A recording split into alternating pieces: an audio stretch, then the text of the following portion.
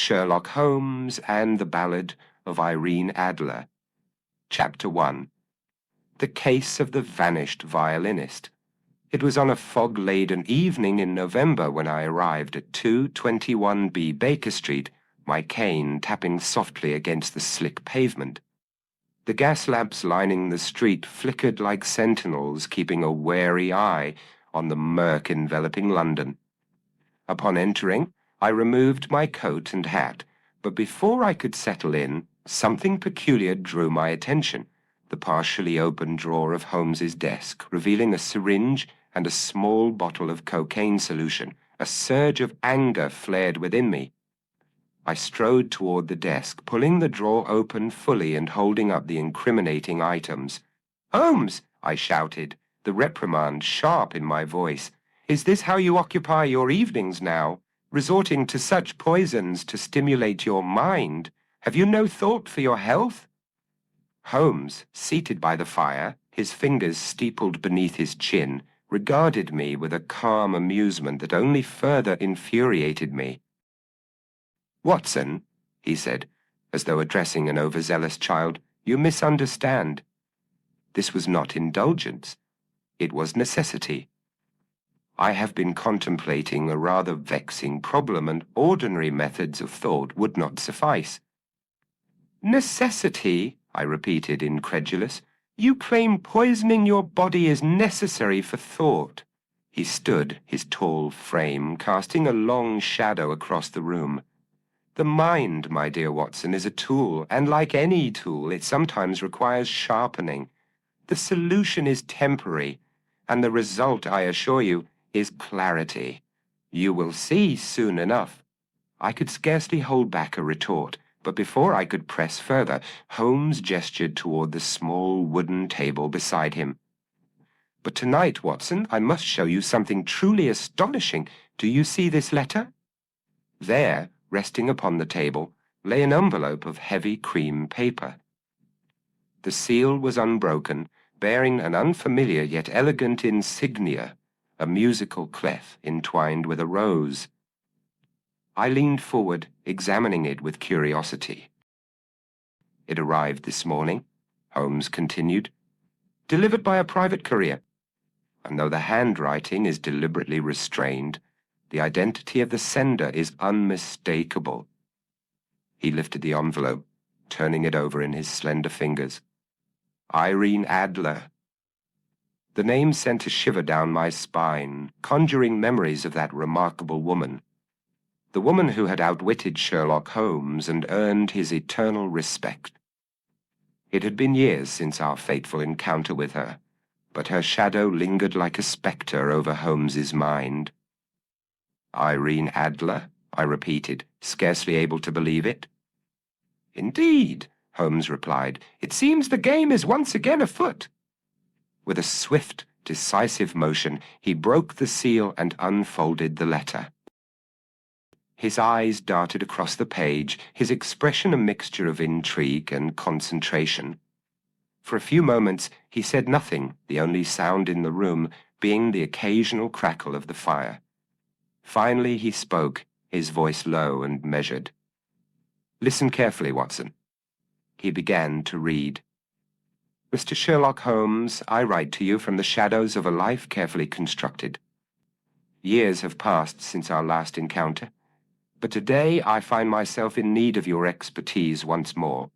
A man of great importance to me has vanished, a violinist named Elias Kovat. He was my confidant, my friend, and perhaps the only person I trusted with my secrets. 3 days ago, he disappeared without a trace, leaving behind only a single sheet of music. I fear this disappearance is no ordinary matter. Elias knew things that could ruin me, and others. His knowledge of certain events makes him a target for those who seek to destroy the life I have built. The music he left behind is a message, but one I cannot decipher. I believe you can. I implore you, Mr. Holmes, to come to my aid. Should you accept, you may find the enclosed sheet of music to be the first clue. Discretion, as always, is paramount. Yours, Irene Adler Holmes." Placed the letter down gently, as though it were a relic of immeasurable value. He retrieved a second piece of paper from the envelope, the sheet of music mentioned in the letter. He studied it for a moment before handing it to me. "What do you make of this, Watson?" he asked. I examined the sheet. It appeared to be a simple melody written in neat notation. To my untrained eye, there was nothing extraordinary about it. "I'm afraid it means little to me," I admitted, handing it back. Holmes rose from his chair and walked to the corner of the room, where his violin rested on its stand. He picked it up with the reverence of a man cradling an old friend. "Let us see if music can provide the answers that ink and paper cannot." He placed the violin beneath his chin, closed his eyes, and began to play. The melody was haunting, its notes floating through the room like whispers from another world. There was a melancholy beauty to it, as though it carried the weight of secrets too painful to be spoken aloud. I watched as Holmes's fingers danced across the strings, his entire being absorbed in the music. When he finished, the final note lingering in the air, he set the violin down and turned to me. His eyes, normally sharp and calculating, now held a glimmer of something else: concern. "There is a message hidden within this melody," he said. "A pattern of notes that repeats in irregular intervals. It is a cipher, Watson, and I believe it holds the key to Kovac's disappearance." "A cipher?" I asked, intrigued. "Precisely, but the question remains, who created it and for what purpose? Irene Adler's letter implies that Kovac knew something dangerous, something worth killing for." He began pacing the room, his mind racing ahead of his words. "We must act quickly. The longer Kovac remains missing, the greater the danger to both him and Miss Adler." "Where do we begin?" I asked, already bracing myself for the whirlwind that always followed Holmes's deductions. "We begin at the source," Holmes replied, his eyes narrowing with determination. "Tomorrow we visit the Covent Garden Opera House, where Elias Kovac was last seen. From there, the trail will either grow colder or lead us to the heart of the mystery." He paused, glancing once more at the letter on the table. "Irene Adler has always been a woman of enigmas, Watson. If she believes this mystery is worth our attention, then it is no ordinary affair." As the fire crackled and the fog thickened outside, I felt the familiar thrill of anticipation that only a new case could bring. Little did I know that this would be a case unlike any other, a case that would test the limits of Holmes's genius and bring us face to face with shadows from the past. And so, with the echoes of Irene Adler's plea still lingering in the room, we prepared to step once more into the unknown. I had scarcely finished my morning tea when Holmes appeared at the threshold of my room, already impeccably dressed in his dark overcoat, scarf, and deerstalker hat.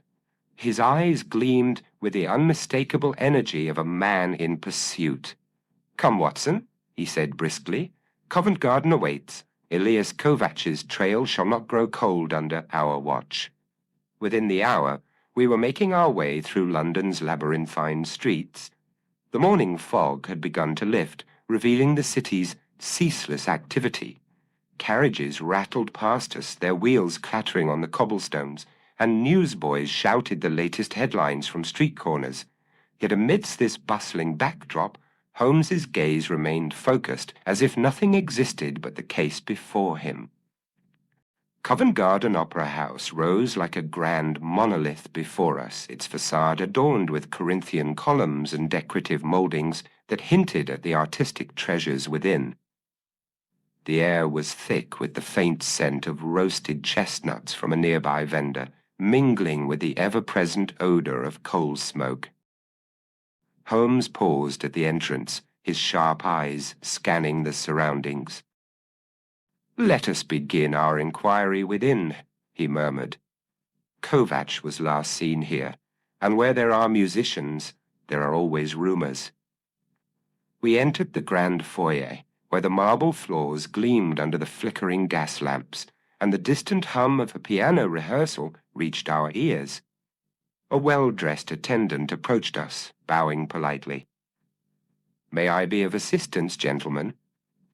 Holmes fixed the attendant with a calm, measured gaze and introduced himself. "I am Sherlock Holmes, and this is my companion, Dr. Watson. We are investigating the disappearance of Mr. Elias Kovacs. Might you direct us to those who knew him best?" The attendant's brow furrowed. "Indeed, sir. Mr. Kovacs was well known among the musicians. If you follow me, I shall escort you to the backstage quarters." As we followed the attendant down a corridor lined with framed portraits of illustrious performers, Holmes leaned toward me. "Keep your eyes open, Watson. Every person we meet is a potential source of insight, and even the smallest observation could prove critical." The backstage area was a stark contrast to the opulence of the public halls. Wooden crates, music stands, and instruments cluttered the space, while stage hands bustled about, their hands blackened with soot from stage machinery. The scent of varnish and rosin filled the air, and the distant sound of violins tuning was punctuated by occasional bursts of laughter from the performers' lounge. Holmes approached a stagehand who was adjusting a piece of scenery and engaged him in quiet conversation. The man, with a smudge of soot across his brow and a skeptical glance, shrugged. "I didn't know Kovacs well, sir. He kept to himself mostly, except when it came to his violin. He was particular about it. Always took it to a luthier for tuning and repairs." Holmes's eyes lit with interest. "And this luthier, do you know his name?" The stagehand scratched his head. "Stavros. Keeps a little shop off Fleet Street. If Kovacs went anywhere for help with his instrument, it would be there." Holmes offered a curt nod. "Thank you. That information will do nicely." The attendant led us to a modest practice room where a group of musicians had gathered. At the center of the room stood a man in his late 30s, dressed in a waistcoat and cravat, his fingers deftly adjusting the strings of a violin. His face was angular, and his eyes possessed a nervous intensity that Holmes did not fail to notice. "Mr. Felix Brandt," the attendant announced before excusing himself. The violinist looked up, his fingers pausing on the strings as he took in our presence. "Gentlemen," Brandt said cautiously, setting his violin aside, "to what do I owe the pleasure?" Holmes stepped forward with his customary precision. "Mr. Brandt, we are here regarding Elias Kovacs. His recent disappearance has raised concerns, and as his colleague, you may possess knowledge that could aid us." Brandt's expression shifted, a flicker of unease crossing his features. "I wish I could help, but I know little beyond what others may have told you." Kovacs was a private man. Holmes's gaze sharpened, and I recognized the subtle shift in his demeanor, the predator honing in on its prey. "And yet, you were seen speaking to him shortly before his disappearance, were you not? A stagehand observed your conversation near the entrance to the rehearsal hall." Brandt's lips pressed into a thin line. "It was a brief exchange, nothing more. Kovacs mentioned a personal matter that troubled him, but he did not elaborate." "What sort of trouble?" Holmes asked, his tone deceptively casual. Brandt hesitated, glancing toward the doorway as if considering escape. "He mentioned receiving a letter. I do not know the contents, but it seemed to unnerve him greatly. He spoke of obligations he could not escape." Holmes nodded thoughtfully. "And did he mention who sent this letter?" "No, but his mood shifted noticeably after reading it," Brandt admitted. "He was usually composed, but that day he seemed agitated, as if he were wrestling with some unseen threat." Holmes's gaze remained fixed on Brandt. "One last question, Mr. Brandt. Do you recall seeing anyone else lingering near Kovacs that evening? Perhaps someone unfamiliar or out of place?" Brandt rubbed his chin thoughtfully. There was a man in a dark overcoat standing by the stage door. I assumed he was waiting for someone, but now that you mention it, he did seem to be watching Kovacs. Holmes exchanged a knowing glance with me. Thank you, Mr. Brandt. Your cooperation is greatly appreciated. We departed the practice room and made our way down the corridor, Holmes deep in thought. As we passed a row of dressing rooms, a shadow moved just ahead of us, darting around a corner. Holmes quickened his pace, and I followed closely, my pulse quickening. The pursuit led us to a narrow alley at the rear of the opera house, where the mist hung heavy in the air.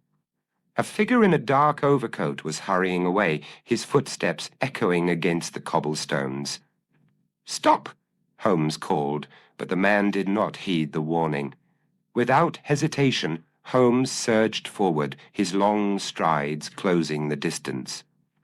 I followed, my breath clouding in the chilly air. The man glanced over his shoulder, panic evident in his eyes before rounding a corner into a cul-de-sac. Finding himself trapped, the man spun around, his back pressed against the brick wall. Holmes approached cautiously, his gaze never wavering. "Who are you, and what business do you have with Elias Kovacs?" The man's eyes darted between us, weighing his options. "I know nothing of Kovacs," he stammered, his breath coming in ragged gasps. Holmes's expression hardened. "Lying will do you no good. We saw you at the stage door, and Mr. Kovacs's life may depend on the truth." The man hesitated, then lowered his gaze. "I was sent to watch him," he admitted, "but I swear I had no part in his disappearance. I was merely following orders." "Whose orders?" Holmes demanded. "I do not know his name," the man replied, his voice barely above a whisper. "He called himself the conductor."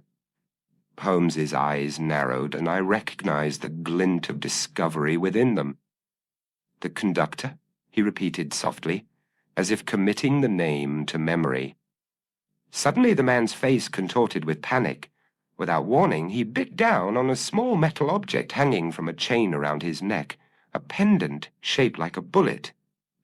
His eyes widened in shock, and within moments white foam began to froth from his mouth. His body convulsed violently before collapsing to the ground. I knelt beside him, pressing 2 fingers to his neck, but it was too late. "He's dead, Holmes," I said grimly. Holmes examined the pendant still clutched between the man's teeth. "Cyanide, most likely," he deduced, his voice calm despite the macabre scene. "An assassin's insurance. He was never meant to be captured alive." Chapter 2. Secrets Beneath the Strings. As the morning fog thickened over London, obscuring the city in a blanket of grey, Holmes and I began our day with a purpose, our steps quick and resolute. The events of the previous day still echoed in my mind, the cryptic remarks from Felix Brandt, the shadowy figure we had pursued, and most importantly, the ominous mention of a figure known only as the conductor. Earlier that morning at Baker Street, Holmes had been unusually silent, his gaze fixed upon the fireplace, while he methodically tapped the tips of his fingers together. I knew better than to interrupt him during these moments of deep contemplation, but as I poured us both another cup of tea, he finally spoke. "Watson," he said, "we must pay a visit to the luthier who repaired Kovacs's violin. Instruments often bear witness to the secrets of their owners. A skilled craftsman notices the smallest changes, be they scratches, hurried repairs, or even a customer's change in mood. Stavros, the luthier, may provide us with insights beyond what Brandt was willing to reveal." It was a line of reasoning I had come to expect from Holmes, whose deductions often ventured into the subtle and unspoken details others might overlook. And so, armed with little more than a name and an address, we set off through the fog-bound streets, our breath clouding the air as we made our way toward the modest shop tucked away off Fleet Street. The fog had thickened again by the time we reached the luthier's shop, a small establishment nestled within a narrow lane off Fleet Street. The sign above the door read, Stavros and Company, Instrument Makers and Restorers. A modest display of violins, cellos, and violas adorned the window, their varnished surfaces catching the dim light of a nearby gas lamp. "This is the place," Holmes murmured, adjusting his scarf against the chill. "Kovacs brought his violin here for repairs a fortnight ago." If the luthier paid attention to his customer's mood, as craftsmen of this sort often do, we may learn something useful. We stepped inside, the doorbell chiming softly. The warmth of the shop enveloped us, accompanied by the rich scent of wood shavings and varnish. The walls were lined with shelves crammed with instruments, strings, and tools of the trade. Behind the counter stood a tall man in his 60s, his white hair neatly combed and his fingers stained with resin. He looked up from a cello he was inspecting and greeted us with a polite nod. "Good day, gentlemen," he said, his voice tinged with a Greek accent. "How may I assist you?" Holmes stepped forward, removing his hat. "Good day, sir. I am Sherlock Holmes, and this is Dr. Watson. We are investigating the disappearance of a man named Elias Kovacs, who was last seen 3 days ago. We understand that he brought his violin here recently." The luthier's expression shifted subtly, a flicker of recognition mixed with concern. "Yes, Mr. Kovacs did come to me," he said, setting the cello aside. "He was a regular customer, a fine musician, with an equally fine instrument, but I had no idea he was missing." Holmes nodded, his gaze unwavering. "When he visited you last, did you notice anything unusual about his demeanor?" The luthier leaned on the counter, his brow furrowed in thought. "So he seemed, troubled. Normally he would engage in pleasant conversation while I examined his violin. But this time he was quiet, distracted. I asked him if something was wrong, but he only said that he had debts to pay." "Did he elaborate on what he meant by debts?" I asked. The luthier shook his head, not though I assumed he was referring to financial matters, as many musicians struggle to make ends meet. But now that you mention his disappearance, I wonder if he meant something more ominous. Holmes produced a small notebook and jotted down the details. "Did he leave anything behind, perhaps in his case or on your workbench?" The luthier considered this for a moment before turning toward the back room. "Come with me," he said, motioning for us to follow. The back room was a craftsman's haven, filled with half-finished instruments, jars of varnish, and the scent of fresh wood. The luthier pointed to a workbench where Kovacs's violin had been repaired. "I did find something curious," he admitted, opening a drawer and retrieving a small brass key. It was tucked beneath the lining of his violin case. I meant to return it to him, but he never came back to collect the instrument. Holmes examined the key closely. It was small, intricately designed, and bore a curious symbol engraved on its head, a treble clef entwined with a serpent. His eyes narrowed as he turned it over in his fingers. "A key of this design suggests it belongs to a specialized lock," he remarked, "possibly a safe or a storage locker. Have you seen this symbol before?" The luthier shook his head. "No, I'm afraid not. But if it helps, I know that Mr. Kovacs frequented a particular music hall on the East End, the Royal Pavilion. He mentioned having engagements there. Perhaps the key is connected to that place." Holmes slipped the key into his pocket. "Thank you, sir. You have been most helpful." As we made our way back to the street, the fog swirling around us like a ghostly curtain, I could sense Holmes's mind working rapidly, piecing together the fragments of the mystery. "The Royal Pavilion," I said. "Do you think Kovacs hid something there?" "It is a possibility we cannot ignore," Holmes replied. but the key itself intrigues me more than the location. The symbol is no ordinary embellishment. It is a cipher, a marker left for someone who understands its significance. Kovacs was involved in something far more dangerous than mere debts. As we rounded a corner, Holmes abruptly halted and turned to me, his eyes alight with sudden inspiration. "Watson, before we visit the Royal Pavilion, there is another stop we must make. The symbol on the key is reminiscent of certain secret societies and underground networks.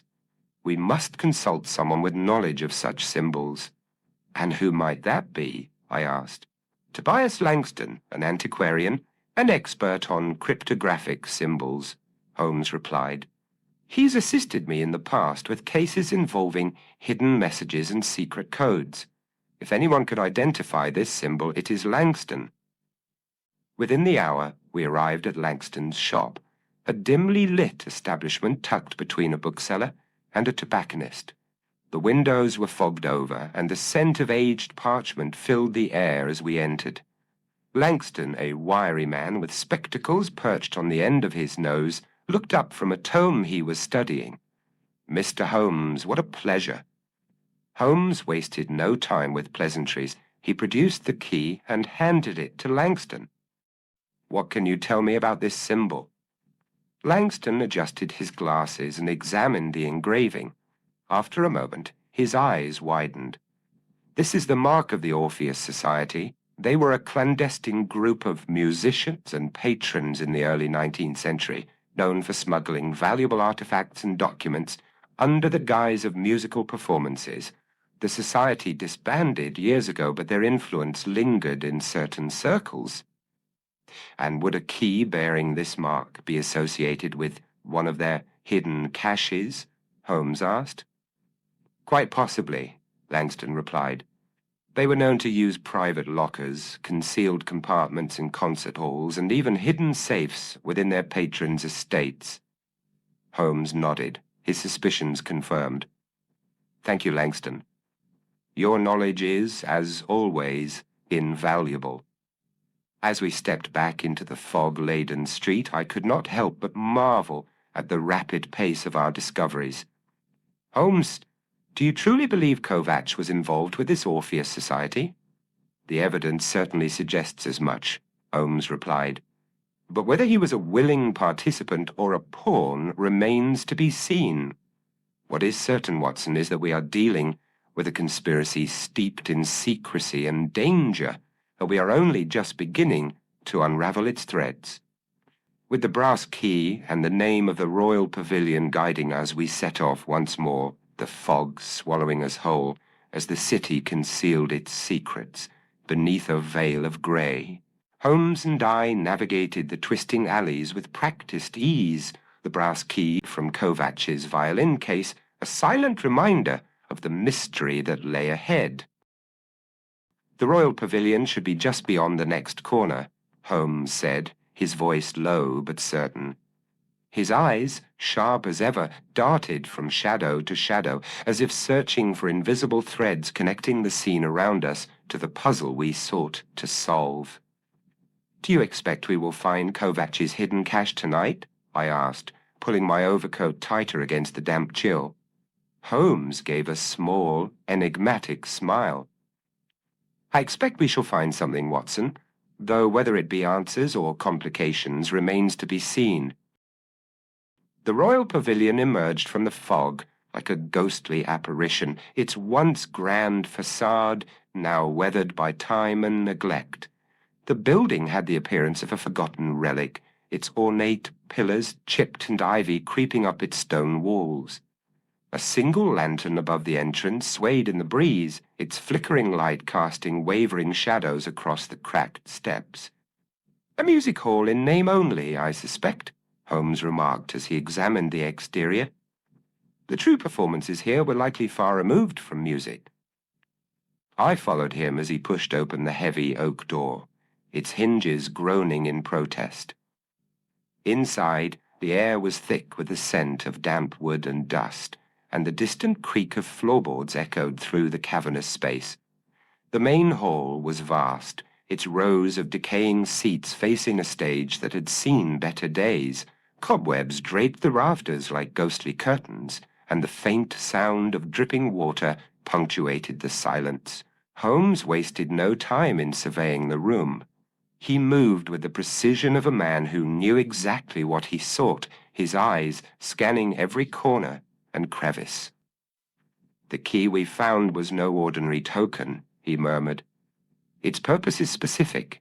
There must be a vault or hidden compartment within these walls." We made our way down the center aisle, our footsteps stirring up clouds of dust that swirled lazily in the lantern's dim light. Holmes stopped abruptly near the stage, his gaze fixed on a section of the wooden floor.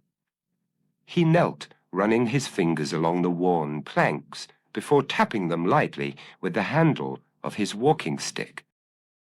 "Hollow," he announced, rising to his feet. "Help me, Watson." Together we pried up the loose floorboards, revealing a hidden compartment beneath. Within it lay a small iron-bound chest, its surface tarnished and covered in grime. Holmes examined the lock, noting the familiar symbol of the treble clef entwined with a serpent. "A perfect match for the key," he said, producing the brass key from his pocket and fitting it into the lock. With a soft click, the mechanism released, and Holmes lifted the lid. The contents of the chest were a disappointment. We found nothing of significance, no cryptic letters, no secret journals, and no hidden clues that might further our investigation. The chest, once thought to be a repository of Kovac's secrets, was empty, save for dust and the lingering scent of old wood. Holmes's brow furrowed slightly, though he did not voice his frustration. "Well," I said, breaking the silence. "It appears we've been misled." Holmes nodded, closing the lid of the chest with a soft click. "Indeed, Watson, a false trail, but even misdirections can be instructive. If the conductor intended for us to waste time here, we must now consider what he sought to distract us from." We replaced the floorboards and made our way out of the pavilion, the fog outside wrapping around us like a cloak. The street lamps flickered weakly in the mist, their dim light reflecting Holmes's contemplative expression. "Back to Baker Street?" I asked. "No," Holmes replied, his tone decisive. "We're going to the Lyceum Hall where Brandt will be performing. It is there that we will find something of significance. I am certain of it." With that, we were on our way to the Grand Lyceum Concert Hall. Chapter 3. Melodies of Deception. Night had fallen over London, and the city stirred like a restless creature beneath the pall of fog that clung to its streets. The amber glow of gas lamps trembled in the mist, casting shadows that darted and danced as carriages rumbled past and hurried footsteps echoed on the cobblestones. Holmes and I walked with purpose, the crisp chill biting at our cheeks as we navigated the labyrinth of alleys that led to the Grand Lyceum Concert Hall. "Why the Lyceum, Holmes?" I asked, as we approached the grand building, its opulent facade illuminated by clusters of gaslights, their glow reflected off the polished stone columns, lending the structure an almost ethereal presence.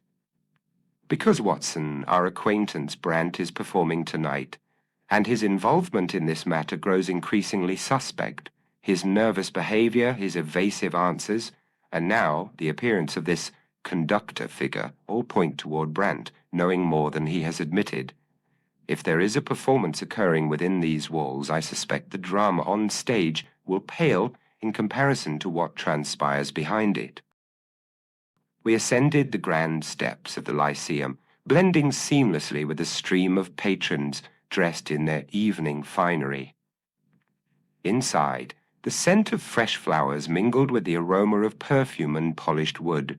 The foyer was abuzz with conversation, the excited murmurs of concert-goers anticipating an evening of musical splendor. But as I glanced at Holmes, his attention was elsewhere, his keen eyes darting from face to face, cataloguing details as effortlessly as one might scan a program. "We shall watch the performance briefly," he whispered, leading me toward the main hall. "Then we make our move." We took our seats in the dimly lit auditorium, the plush, velvet cushions yielding softly beneath us. The orchestra began to tune their instruments, the discordant hum gradually giving way to harmony as the conductor of the performance stepped onto the podium. I could not help but feel the weight of the coincidence. This conductor, an innocent musician leading tonight's symphony, shared the same ominous title as the shadowy figure Holmes and I pursued. But Holmes, ever the master of deduction, showed no signs of distraction. His gaze remained fixed, clearly distinguishing between the man orchestrating the music and the criminal mastermind we sought. Moments later, the house lights dimmed, and the music began. The symphony swelled, filling the grand hall with its haunting melodies. Brant sat at the piano, his fingers gliding effortlessly across the keys. His expression was one of intense focus, but even from our distance I noticed something peculiar. A subtle twitch at the corner of his mouth, a stiffness in his posture that betrayed inner turmoil. Holmes leaned toward me. "Do you see it, Watson? His performance is flawless, but the man is fighting a battle within himself." "Nerves, perhaps," I suggested. "More than that," Holmes replied. "Fear. The kind that stems from knowing one's secrets may soon be laid bare." As the symphony reached its crescendo, Holmes rose discreetly from his seat. "Follow me, Watson. Our investigation begins now." We slipped out of the auditorium and into the dimly lit corridors that wound behind the stage. The muffled strains of the orchestra echoed faintly through the walls, but the backstage area was eerily quiet, save for the occasional creak of floorboards beneath our feet. Holmes moved swiftly, pausing only briefly to examine the doors we passed. We found Brant's dressing room tucked away near the far end of the corridor. The brass nameplate gleamed faintly in the low light, and without hesitation, Holmes tried the handle. Locked, as expected. Holmes produced a small leather case from his coat pocket and extracted a set of lock-picking tools. His fingers worked deftly, and within moments the lock yielded with a faint click. We entered, closing the door softly behind us. The room was modest, furnished with a vanity, a small wardrobe, and a chaise longue. Sheet music lay scattered across the dressing table, along with an open bottle of brandy and a half-filled glass. Holmes wasted no time in his search, rifling through the papers with the precision of a man dissecting a puzzle. "Look here, Watson," he said, holding up a crumpled letter. I moved closer, peering over his shoulder, as he unfolded the page. "Mr. Brant, you are to ensure that tonight's performance proceeds without interruption. Our associates will be present. Fail to comply, and your debts will be the least of your concerns." The conductor Holmes's eyes gleamed with triumph. "So the net tightens. Brant's connection to the conductor is now beyond dispute. This letter confirms that he is being manipulated, possibly under threat."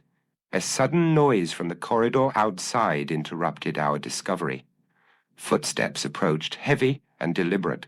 Holmes quickly secured the letters and cryptic notes found in the room, tucking them into his coat. He signaled for silence, and we pressed ourselves against the wall just as the door handle turned. The door creaked open, and a shadowy figure entered. It was Brant.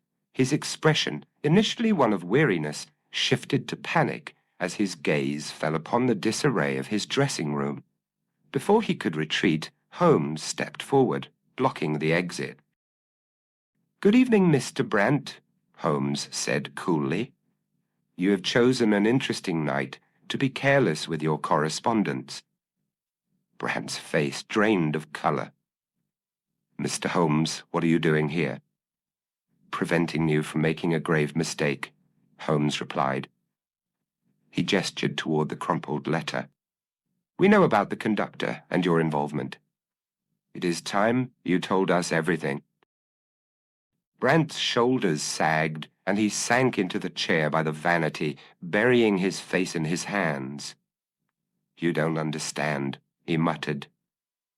They have leverage over me. If I don't cooperate, they'll ruin me, or worse. Then help us expose them, Holmes urged. Tell us where the conductor can be found. Brandt hesitated, his fingers trembling as they gripped the edge of the vanity. I don't know his real name. He operates through intermediaries, always in shadows, but there is a meeting scheduled tonight, after the performance. They're meeting at the East India Docks. It's where they conduct their business. Holmes nodded, his expression unreadable. Then you will accompany us. We cannot afford any further dissections. Brandt looked as though he might protest, but Holmes's steely gaze silenced him. Resigned, he stood and gathered his coat. As we left the Lyceum through a side exit, the fog had thickened once more, wrapping the city in its ghostly embrace. Holmes's pace quickened, and I struggled to keep up, my mind racing with the implications of what we had learned. Do you trust him, Holmes? I asked. Trust is a luxury we cannot afford, Watson, he replied. But desperation makes even the most deceitful men truthful when they have no other option. Tonight we follow the trail to its source, and if the conductor is indeed waiting at the docks, we shall meet him on our terms. With Brandt in tow and the distant toll of a clock marking the hour, we vanished into the fog, knowing that the night's revelations would either bring us closer to unraveling the conspiracy or plunge us deeper into peril. The weight of the evening pressed heavily upon us as we wound through the fog-laden streets of East London, the atmosphere thick with tension and mystery. Holmes strode ahead with a resolute step, his mind as impenetrable as the fog that cloaked the streets of East London. I followed in his wake, my cane tapping rhythmically against the cobblestones, while Brandt, our reluctant companion, shuffled between us. His darting eyes betrayed a man burdened by both fear and regret, an ideal accomplice for Holmes's carefully laid plans. Holmes, I said, lowering my voice so as not to alarm Brandt, are you certain that this is the right place for an ambush? The docks would have seemed the more obvious location. Holmes did not break stride as he replied, his voice calm and measured. When Brandt mentioned the docks, it struck me as an obvious misdirection, but his slip came when he absent-mindedly adjusted his cuff and muttered, "The old church will be the end of me." St. Paul's Cathedral is known colloquially as the old church in certain circles. That single remark was enough to confirm the true location. We arrived at the cathedral's vast courtyard, its looming silhouette partially obscured by the swirling fog. The grand dome rose like a phantom above the city, its massive columns casting long shadows across the stone steps. The air was eerily still, save for the distant toll of the church bell marking the late hour. "Do you truly believe the conductor will reveal himself here?" I asked, my fingers tightening around my walking cane. "Not willingly," Holmes admitted, "but circumstances may force his hand. Brandt's presence will be the bait." He turned to our reluctant companion. "Do exactly as I say, Brandt, and you may leave here unharmed, but betray us, and I promise Scotland Yard will be the least of your concerns." Brandt swallowed hard, but nodded, his pale complexion a testament to the battle raging within him. Holmes gave a final glance around the deserted courtyard before guiding us toward the eastern entrance of the cathedral. We slipped through the heavy wooden doors and entered the nave, the vast interior of St. Paul's stretching before us like an ancient labyrinth. Candles flickered faintly along the walls, their flames casting dancing shadows across the marble floor. The scent of stone, wax, and old wood filled the air, and our footsteps echoed softly in the vast chamber. Holmes motioned for us to take cover behind one of the large pillars flanking the nave. From our vantage point, we could see the altar bathed in dim light and hear the faint rustle of movement somewhere deeper within the cathedral. Suddenly the main entrance creaked open and footsteps echoed across the stone floor. My breath hitched as I saw a woman, her features obscured by a heavy veil, enter the nave and make her way toward the altar. I turned to Holmes, who gave a faint nod of recognition. "Adler," he whispered. "She's here." Adler approached the conductor standing by the altar, her movements graceful yet cautious. The conductor turned to face her, and though their voices were too low to discern, the tension between them was palpable. The exchange grew heated, the conductor's gestures becoming more aggressive. Then, with startling suddenness, the man grabbed Adler by the wrist. Holmes sprang into action, but so did Adler. She twisted free from the conductor's grip, her hand darting to the folds of her cloak to produce a concealed blade. The conductor reacted swiftly, knocking the weapon from her grasp before shoving her to the floor. I followed Holmes as he charged toward the confrontation, our footsteps echoing loudly across the marble floor. "Enough!" Holmes shouted, his voice booming through the nave. Startled, the conductor spun around, his eyes wide with panic. He shoved Adler aside and bolted toward the side exit. "Watson, after him!" Holmes commanded. I dashed after the fleeing man, but the fog outside St. Paul's proved his greatest ally. His figure faded into the night like a ghost, and by the time I reached the courtyard, he had vanished into the labyrinth of streets. I returned to the nave, where Holmes was helping Adler to her feet. She brushed the dust from her cloak, her breathing heavy but controlled. The veil had slipped, revealing the unmistakable face of Irene Adler, sharp-eyed, defiant, and as composed as ever despite the ordeal. "Miss Adler," Holmes said, his tone both respectful and concerned. "I had hoped our paths would cross under better circumstances. Are you injured?" "Only my pride," she replied, offering him a wry smile. "Thank you, Mr. Holmes. I knew you would not be far behind." "What has brought you into such danger?" I asked, still catching my breath. Adler's gaze darkened. "Kovacs." He discovered that the conductor was not merely a smuggler, but a man deeply embedded in political sabotage. His network is vast, and he has been orchestrating the theft of sensitive documents from European embassies under the guise of musical shipments. Kovacs intended to expose him, but the conductor found out and silenced him before he could act. Holmes's expression was grave. "You knew Kovacs would be targeted, and yet you involved him in this affair?" "I had no choice," Adler admitted, her voice softening.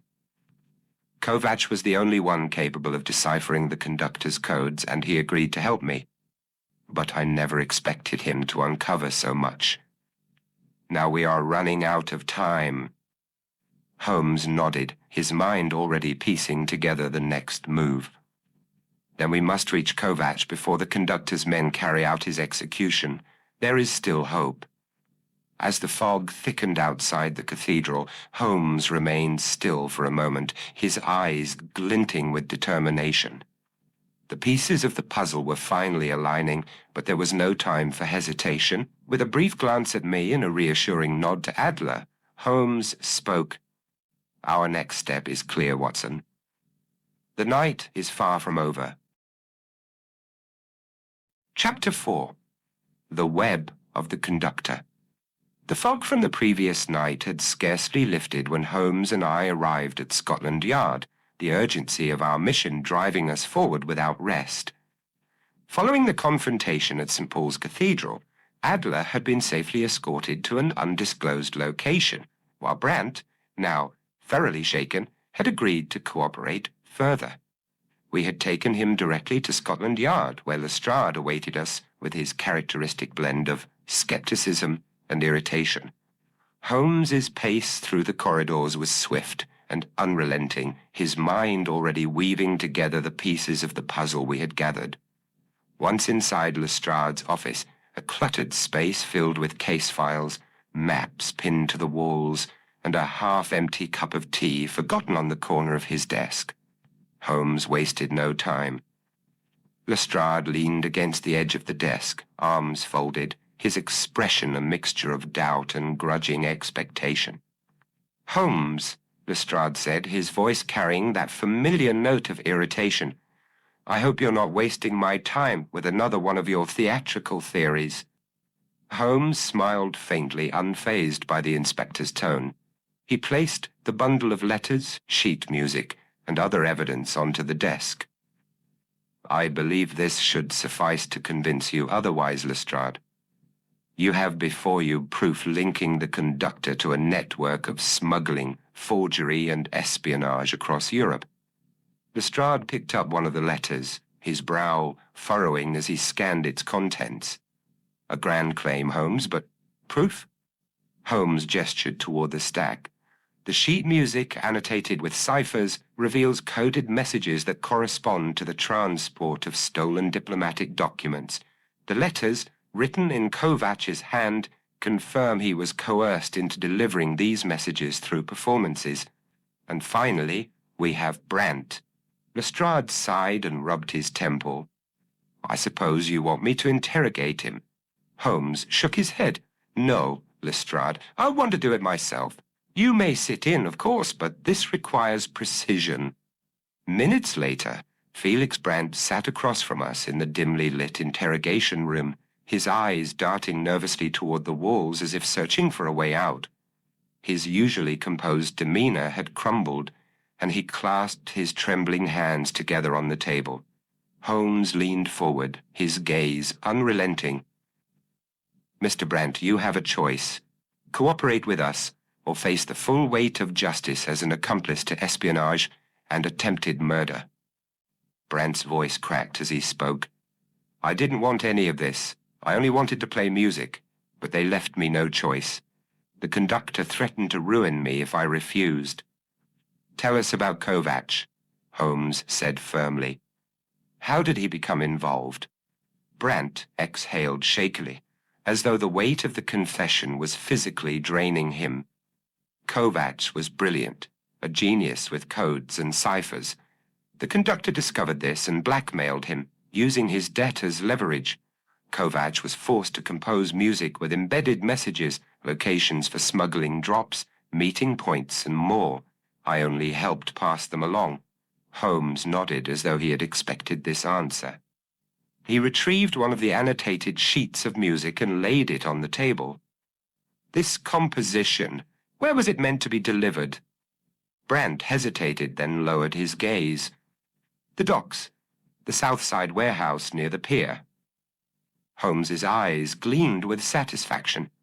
He turned to Lestrade. "This is the location we need to search. It is undoubtedly where Kovach is being held, or where the conductor has established his headquarters."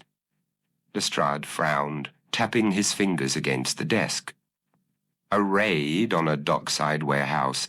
You do know these places are crawling with men who don't take kindly to intrusions?" Holmes straightened in his chair, his expression hardening. "Then we must strike swiftly before they have time to regroup or relocate. Delay will only endanger Kovach further." Lestrade sighed, but he nodded. "Very well. I'll muster a team of constables. But if this goes wrong, Holmes, you'll be explaining it to the Commissioner." Holmes smirked. "I have no intention of failure, Lestrade. The timing, however, will be crucial." As we left the interrogation room, Holmes laid out his plan with the precision of a chess master positioning his pieces. "We shall move under cover of dusk. The fog will give us an advantage, but it is not impenetrable. We will need to coordinate our approach from multiple points. Lestrade, have your men cover the north and east entrances while Watson and I take the south entrance. We'll converge at the main office inside." Lestrade listened intently, his earlier skepticism giving way to professional focus. "Understood. When do we move?" Holmes glanced at his pocket watch. In 2 hours, that will give them little time to react once we breach the perimeter. The atmosphere within Scotland Yard grew tense as preparations for the raid commenced. Constables armed with truncheons and lanterns gathered in the main hall, receiving their final instructions. Holmes and I, meanwhile, retreated briefly to a small side room where he studied the coded messages further. "Are you certain this is the location?" I asked. Holmes did not look up from the paper. "The clues fit perfectly. The smuggling network relies on secrecy and accessibility. The dockyard provides both, and Brandt's admission confirms it. We are heading into the lion's den, Watson, but we have the advantage of surprise." The appointed hour soon arrived, and under the dim glow of street lamps we set off toward the docks. The fog rolled in once more, clinging to the streets and muffling our footsteps as we moved like shadows through the city. Lestrade's team, well-drilled and disciplined, split off toward their respective positions. Holmes and I approached the south entrance, a heavy wooden door flanked by stacks of crates and barrels. He paused, listening intently for any signs of movement within. Satisfied that the way was clear, he gestured for me to follow. The air inside the warehouse was thick with the smell of salt, damp wood, and oil. Rows of crates lined the floor, their labels faded but bearing the marks of international shipments. In the distance, we heard faint voices, men conversing in hushed tones, unaware of the storm about to break upon them. Holmes held up a hand, signaling me to stop. He crouched low and retrieved a small pocket mirror, angling it to see around the corner of a large crate. After a brief glance, he turned back to me, his eyes alive with determination. "We have them, Watson. Now, let us end this." Lestrade's constables, scattered strategically around the perimeter, waited for the signal to move. The tension was palpable, each breath drawn as if the very air might betray our presence. "Stay close, Watson," Holmes murmured, his voice low and measured. "We must proceed cautiously. The conductor is a man who anticipates traps. We cannot afford any misstep." I nodded, my hand tightening around the revolver concealed beneath my coat. The weight of the weapon was a cold comfort, a reminder of the dangers lurking in the fog. Lestrade had taken position with his men at the north and east entrances, ensuring that any attempt to flee would be met with swift resistance. Holmes eased the door open, and we slipped inside. The warehouse stretched before us in eerie silence, the faint creak of settling wood, and the distant drip of water, the only sounds. Stacks of crates formed towering walls on either side of the narrow pathway, creating a maze of shadows that seemed to twist and shift with each step we took. Holmes paused briefly to inspect a nearby crate, running his gloved fingers over the faded shipping labels. "Forged manifests," he muttered. "These crates contain contraband, evidence that will undoubtedly support our case. But it is not the evidence we seek tonight." We continued deeper into the warehouse, our footsteps muffled by the layer of dust and grime that covered the wooden floorboards. As we turned a corner, the faint glow of a lantern ahead caught our attention. Holmes motioned for me to stop, and we crouched behind a stack of barrels, observing the scene before us. A table had been set up near the center of the room, its surface littered with papers, maps, and open ledgers. A stack of forged passports lay to one side, alongside sealed envelopes stamped with official insignias. Holmes's eyes narrowed as he examined the scene from our hiding place. "The nerve of it," he whispered. "They have been smuggling classified documents and diplomatic correspondence under the guise of legitimate shipments. This operation is larger than I imagined." Before I could respond, the sound of approaching footsteps reached our ears. Holmes gestured for me to remain hidden as he moved silently around the perimeter, positioning himself for a better view of the approaching figure. I tightened my grip on the revolver, my pulse quickening. The conductor emerged from the shadows, his movements cautious and deliberate. He was accompanied by two armed men, their eyes scanning the dimly lit warehouse for any sign of intrusion.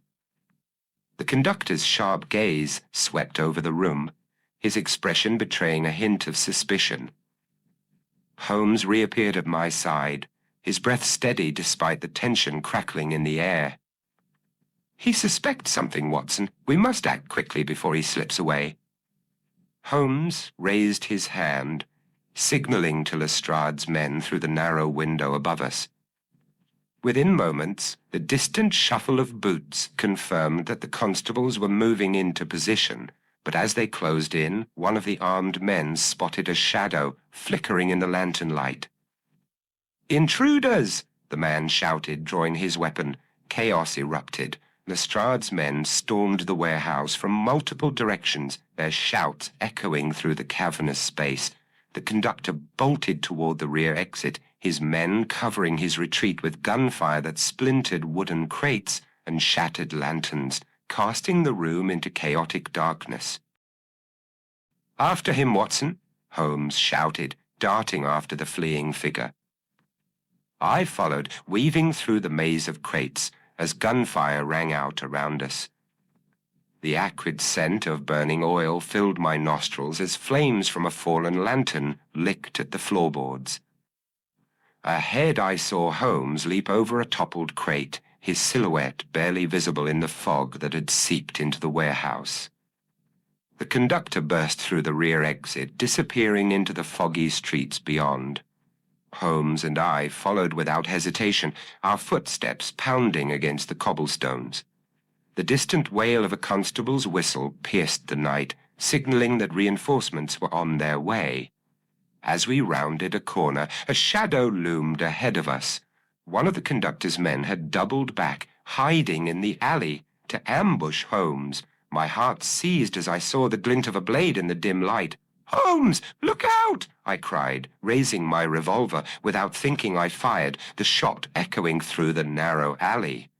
The man staggered, dropping the knife as he collapsed against the wall. Holmes turned, his eyes meeting mine with a flash of gratitude. "Excellent timing, Watson," he said breathlessly. "Now let us finish this." We pressed on, the sound of our pursuit drawing ever closer to its conclusion. The conductor, desperate and cornered, sprinted toward the docks where a small boat bobbed in the water. But before he could reach it, Lestrade emerged from the mist with two constables in tow, their pistols raised. "It's over!" Lestrade shouted. "Drop the bag and raise your hands." The conductor hesitated, his gaze darting between the boat and the armed men blocking his path.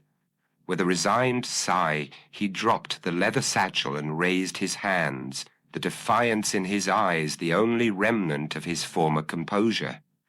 Lestrade stepped forward, securing the man in handcuffs as Holmes retrieved the satchel. Opening it, he revealed a cache of stolen documents, forged passports, and coded messages that would seal the conductor's fate. As Lestrade's men led the prisoner away, Holmes and I stood by the water's edge, the fog swirling around us like the closing curtain of a play. "I must admit," I said, catching my breath, "I wasn't certain we would succeed." Holmes smiled faintly, his gaze fixed on the receding figures. "The game is never without its risks, Watson, but tonight justice has claimed its prize." I glanced at him, the weight of the night's events settling upon me. "And Kovacs?" "We shall find him," Holmes replied, his tone resolute. "But for now, the conductor will face the consequences of his crimes. His web of deceit has been unraveled, and soon every thread will lead us to the answers we seek." Chapter 5. A Scandal's Final Note. The dim interrogation room at Scotland Yard was a place of shadows and secrets, its grey walls seeming to absorb the tension hanging in the air. A solitary gas lamp flickered above, casting an uneven glow across the wooden table where Holmes, Lestrade, and I sat, facing our prisoner. the man known as the conductor. His wrists were bound with iron cuffs, and though his coat was disheveled from the chase, he sat upright, defiance flickering behind his sharp, sunken eyes. Lestrade leaned back in his chair, folding his arms across his chest. "Let's hear it, then," he grumbled. "Who are you really, and what made you turn from music to crime?"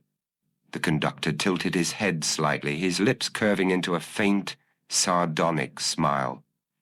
"You ask as though the two pursuits are unrelated, Inspector." His voice was smooth, with an undercurrent of bitterness. He turned to Holmes. "But I suspect you already know who I am, Mr. Holmes. Shall I spare you the trouble of revealing it? Or would you prefer the satisfaction of doing so yourself?" Holmes steepled his fingers, his gaze never wavering. "It would be unwise to underestimate the satisfaction of solving a puzzle. But I am not here for personal triumph. The truth must come from you." The man exhaled through his nose, his gaze dropping momentarily before returning with renewed intensity. "As you wish. My name is not the conductor. That identity served its purpose, but it is no longer needed. My true name is Leopold Varchek." The name sent a ripple of recognition through the room. Lestrade frowned, leaning forward slightly. "Varchek? The violinist who died in Vienna 5 years ago?" Varchek's smirk deepened. "The same. Though reports of my death were greatly exaggerated, and deliberately so. I needed to disappear, you see, to orchestrate the plan that now lies before you." Lestrade glanced at Holmes. "You suspected this?" Holmes gave a slight nod.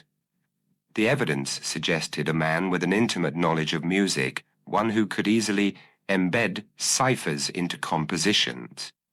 When I traced the origins of certain performances connected to the smuggling network, Varchek's name surfaced in more than one instance. His apparent death was the final clue. No criminal genius could resist the theatrical flair of faking his demise, but the motive still eluded me until now. He turned to Varchek. "Tell us why you did it." Varchek's smile faltered, replaced by a shadow of resentment. "Why? Because of her, Irene Adler, the woman who destroyed me." His voice hardened, the bitterness in his tone unmistakable. "You know her reputation, the cunning, manipulative mind hidden behind that angelic face.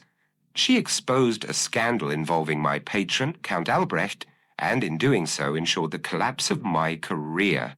The scandal spread like wildfire through Vienna's social circles, and I became a pariah overnight. The Count abandoned me, the concert halls closed their doors, and I was left with nothing." Lestrade shifted uneasily in his chair. "So you turned to crime as revenge?" "Revenge," Varchek repeated, the words slipping from his lips like a curse. "But it was not enough to merely punish her. I needed to prove my genius, to rise higher than I ever could as a mere violinist. The smuggling operation, the forgeries, the network of agents, it was all a symphony, and I was its conductor." He leaned back, his expression triumphant despite the chains around his wrist. Holmes tapped the table lightly, drawing Varchek's attention back. "And yet you involved Kovacs. Knowing his loyalty to Miss Adler would be his undoing. Was that not a miscalculation?" Varchek's smile thinned. "Kovacs was useful until he wasn't. He deciphered codes, delivered messages, and unwittingly ensured the success of my early operations. But then, like all pawns, he outlived his usefulness. When he discovered the full scope of the network and threatened to inform Adler, I had no choice but to silence him. I felt a surge of anger at the callousness of his admission." "So, you intended to kill him once he served his purpose?" I asked. "It was necessary," Varchek replied coldly. Holmes leaned forward, his gaze piercing. "You underestimated Kovacs just as you underestimated Adler. Loyalty is a powerful force, stronger than fear. It led Kovac to risk everything for her, and it led you into this room." Varchek said nothing, his gaze hardening as he realized the weight of Holmes's words. Lestrade cleared his throat, breaking the silence. "We have enough to convict him. The evidence from the warehouse, the forged documents, the confessions from Brandt, and now Varchek himself, it's all we need. But what about Adler? She's at the center of this, isn't she?" Holmes shook his head firmly. "Miss Adler's involvement remains peripheral to the legal case. She is not responsible for the crimes committed by Varchek. I will not allow her name to be dragged through the courts." Lestrade sighed, but he did not argue. "Fine, but if any part of this leads back to her—" "It won't," Holmes interrupted, his tone brooking no dissent. "I will see to it personally." The room fell into silence once more, the air heavy with the knowledge that justice had been secured, though not without its cost. As Varchek was led away in chains, Holmes remained seated, his fingers lightly drumming against the tabletop. I could see the familiar expression of contemplation on his face, as though he were dissecting the events that had led us here and searching for the subtle threads that bound them together. "A tragic tale," he murmured, almost to himself. Genius twisted by resentment and pride. Varchek had the talent to inspire the world, yet he allowed bitterness to consume him. "You almost sound sympathetic," I said. Holmes glanced at me, his expression unreadable. "Not sympathy, Watson, understanding. There is a thin line between brilliance and madness, and Varchek warped it until he fell. Let us hope that others do not follow the same path." As we left Scotland Yard and stepped into the streets of London, I could not shake the weight of Holmes's words, for in that moment I realized that even the brightest of minds could be eclipsed by the darkness they carried within. We had left Scotland Yard behind, the weight of Varchek's confession still fresh in our minds. Holmes had received a note during our departure, directing us to a secluded garden in Kensington. As we walked along the winding paths, the mist swirled around our feet, the scent of lilac and damp earth creating an air of quiet anticipation. Holmes was unusually silent, his steps precise and deliberate. Near a stone bench beneath an ancient oak, a figure waited. Irene Adler rose as we approached, her cloak partially concealing her features, but not the brilliance of her eyes. "Miss Adler," Holmes greeted her with a slight nod. "Mr. Holmes," she replied warmly, then offered me a polite smile. "And Dr. Watson, fate seems fond of reuniting us." We sat on the bench, the garden's quiet embracing us. Holmes broke the silence. "Varchek has been apprehended. His network is dismantled, and Kovac is safe under protection. The immediate danger has passed." Adler exhaled softly. "You have my gratitude, Mr. Holmes. Once again, you've saved me." "You did much yourself," he replied. "But beware, Varchek's allies may seek retribution. Your name, though hidden officially, remains known to some." She nodded. "I've lived in the shadows before, but it's exhausting. Always running, always hiding. Sometimes I wonder what peace would feel like." Holmes's fingers played absently with his coat. "Few understand that burden better than I. We anticipate threats because we must. But you have survived not by force, but by wit. That I admire."